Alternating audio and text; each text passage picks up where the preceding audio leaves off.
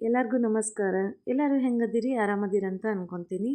ಇವತ್ತು ನಾನು ಈಸಿಯಾಗಿ ಮತ್ತು ಟೇಸ್ಟಿಯಾಗಿ ಬೆಂಡೆಕಾಯಿ ಪಲ್ಯನ ಯಾವ ರೀತಿ ಮಾಡೋದಂತ ಹೇಳಿ ತೋರಿಸ್ತೀನಿ. ನಾನಿಲ್ಲೇ ಬೆಂಡೆಕಾಯನ್ನ ತೊಳೆದು ಒಂದು ಕಾಟನ್ ಅರ್ಬಿಲೇನೆ ನೀಟಾಗಿ ಒರೆಸ್ಕೊಂಡು ಇವಾಗ ಕಟ್ ಮಾಡ್ಕೊಳತ್ತೀನಿ. ಇವನ್ನ ಒಂದೇ ಸೈಜಿಗೆ ಎಲ್ಲನೂ ಕಟ್ ಮಾಡ್ಕೊತೀನಿ.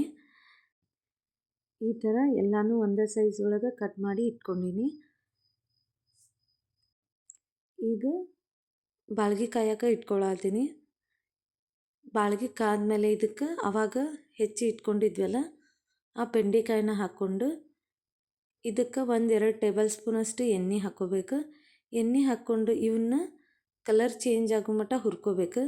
ಎಲ್ಲ ಚಲೋ ಹೊತ್ತಂಗೆ ಹುರಿಬೇಕು. ಇವು ಆ ಥರ ಇವನ್ನ ಹುರ್ಕೋಬೇಕು. ನೋಡ್ಬೋದಿಲ್ಲೇ ಈ ಥರ ಹುರ್ಕೊಂಡ್ರೆ ಸಾಕು.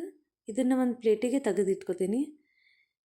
ಇದೇ ಬಾಳ್ಗೆಗೆನ 1-2-3 ಟೇಬಲ್ ಸ್ಪೂನಷ್ಟು ಎಣ್ಣೆ ಹಾಕ್ಕೊಂಡು ಅದಕ್ಕೆ ಸಾಸಿವೆ ಮತ್ತು ಜೀರಿಗೆ 2 ಚಟ್ಪಟ್ ಅಂದಮೇಲೆ ಉಳ್ಳಾಗಡ್ಡಿ ಮತ್ತು ಕರಿಬೇವನ್ನ ಹಾಕ್ಕೊಳಕತ್ತೀನಿ. ಇವನ್ನ ಹಾಕ್ಕೊಂಡು ಸ್ವಲ್ಪ ಉಳ್ಳಾಗಡ್ಡಿ ಕಲರ್ ಚೇಂಜ್ ಆಗಬೇಕು. ಆಮೇಲೆ ಇದಕ್ಕೆ ಒಂದು ಟೊಮ್ಯಾಟೋನ ಈ ಥರ ಸಣ್ಣ ಸಣ್ಣದಾಗಿ ಕಟ್ ಮಾಡಿ ಹಾಕ್ಕೊಂಡೀನಿ.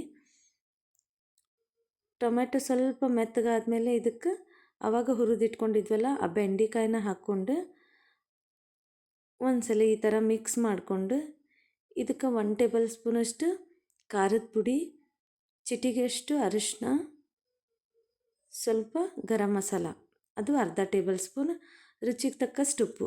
ಇಷ್ಟು ಸಾಕು. ಇದಕ್ಕೆ ಏನೂ ಬೇಕಾಗಂಗಿಲ್ಲ.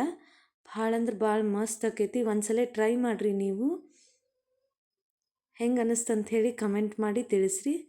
ಮಿಕ್ಸ್ ಮಾಡಿಕೊಂಡು ಇದಕ್ಕೆ ಸ್ವಲ್ಪನೇ ನೀರು ಹಾಕ್ಕೋಬೇಕು, ಜಾಸ್ತಿ ಹಾಕ್ಕೋಬಾರ್ದು.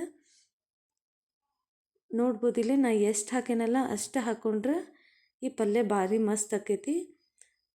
ಲಾಸ್ಟಿಗೆ ಇದಕ್ಕೆ ಕೊತ್ತಂಬರಿ ಹಾಕಿದ್ರೆ ಬೆಂಡೆಕಾಯಿ ಪಲ್ಯ ರೆಡಿ ಆಯಿತು.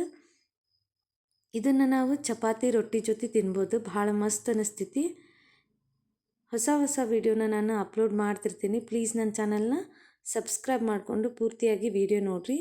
ಈ ವಿಡಿಯೋ ನಿಮಗೆ ಇಷ್ಟ ಆಗಿತ್ತಂದ್ರೆ ಒಂದು ಲೈಕ್ ಕೊಡೋದನ್ನು ಮರಿಬೇಡ್ರಿ. ಎಲ್ಲರಿಗೂ ಧನ್ಯವಾದಗಳು.